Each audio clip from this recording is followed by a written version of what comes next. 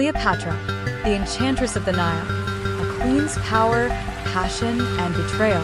Please do well to subscribe to the channel for more Timekeeper tale.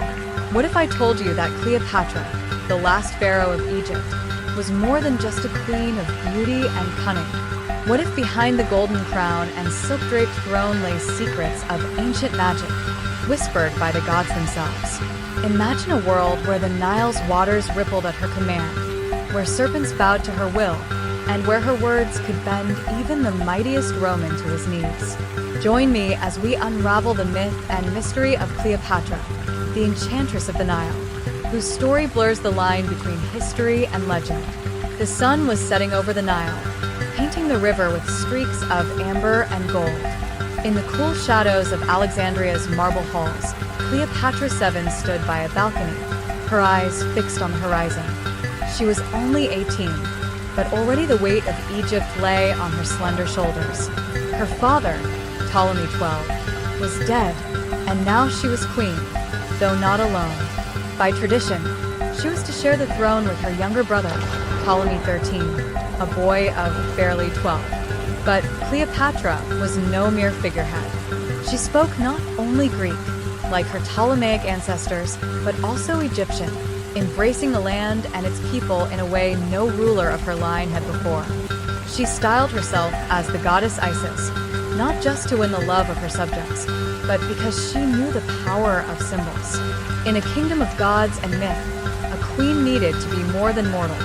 From the moment of her birth, omens surrounded Cleopatra. On the night she entered the world, the sky had danced with a shower of emerald stars, and the priests had whispered of a child born with the blessing of Thoth, god of wisdom. Her cradle was not just wood and cloth, but woven with the enchantments of Egypt's greatest sorcerers. It was said that as a child, Cleopatra could charm snakes and make the waters of the Nile ripple with a mere hum of her voice. She grew up in the Ptolemaic court, a labyrinth of shadows and whispers. The palace walls were lined with hieroglyphs that glowed with ancient magic, and behind every silk-draped corner lurked the dagger of betrayal.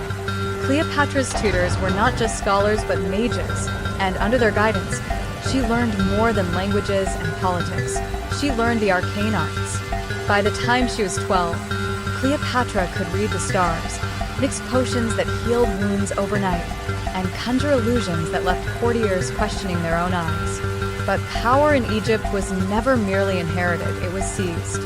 When her father, Ptolemy XII, passed into the afterlife, Cleopatra was forced to share the throne with her younger brother, Ptolemy XIII. The boy was little more than a puppet, his strings pulled by sycophants and sorcerers who craved the throne. Cleopatra, however, was no puppet.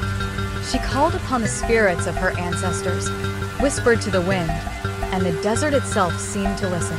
But even magic could not hold back the tide of treachery. Forced into exile, Cleopatra fled to the sands, leaving behind the city of her birth. In the wastelands, Cleopatra was tested. She wandered among nomads, learned the secrets of the dunes, and called upon the gods in solitude. It was during this time that she discovered a cavern hidden beneath the mountain, its entrance veiled by a waterfall of silver mist. Inside, she found the tomb of Hatshepsut, Egypt's warrior queen. As Cleopatra knelt before the stone sarcophagus, a spectral figure rose, the spirit of Hatshepsut herself. Child of the Nile, the spirit spoke, her voice like wind through reeds. If you seek to reclaim your throne, you must bind the earth and sky to your will.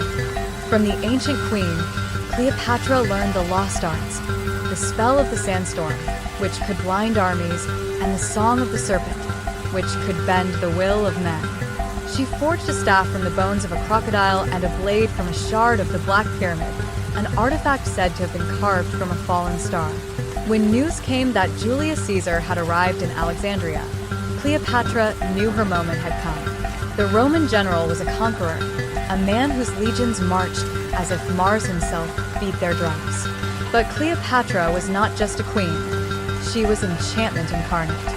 She had herself rolled into a carpet, not by ordinary servants, but by the jinn of the desert.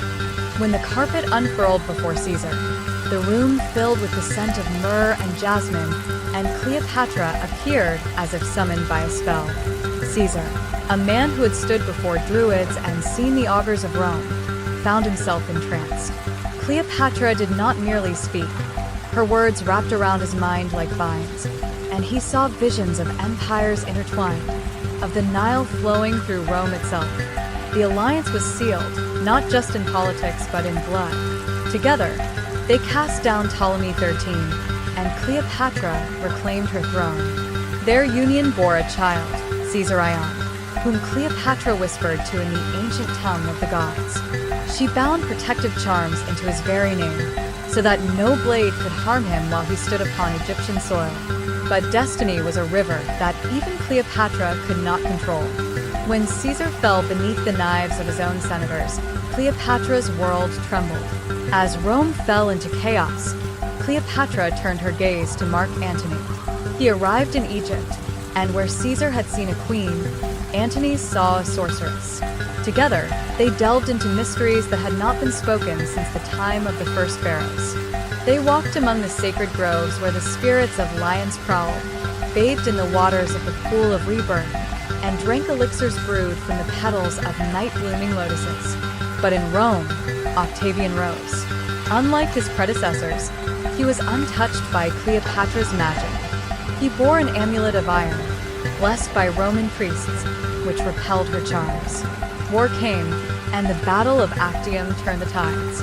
Cleopatra, in a desperate act, summoned a storm to shatter Octavian's fleet, but his iron-willed soldiers marched through wind and rain, their shields reflecting the lightning. In the end, Cleopatra retreated to her temple. She adorned herself in robes woven with strands of moonlight and lay upon a bed of asphodel. She held the ASP to her breast, not as an instrument of death, but as a vessel of transformation. The serpent bit, and Cleopatra's body turned cold, but her spirit did not journey to the underworld. Legends say that on nights when the Nile shines silver, a figure draped in white can be seen walking among the reeds. She is the Queen Eternal, the Witch of the Nile, forever guarding her kingdom, forever whispering to the sands. Cleopatra, who lived as a goddess, died as a legend, and became an immortal echo in the wind.